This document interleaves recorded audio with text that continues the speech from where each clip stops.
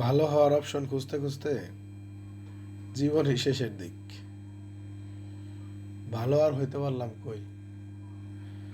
আমি যতই ভালোভাবে চলি, যতই ভালো হওয়ার চেষ্টা করি, দিন শেষে মানুষ বলে ও লোক ভালো না। আরে কপাল, কি করলে যে ভালো হওয়া যায় সেটাই বুঝতে পারলাম না। তা আমি তো নিজের থেকে নিজে দেখতেছি আমি ভালোই আছি, ভালো কাজই করতেছি।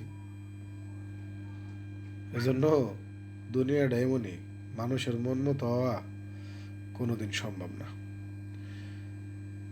হালালভাবে চলে আল্লাহর মন মতো হইতে পারলে হওয়ার জন্য চেষ্টা করাই শ্রেয়।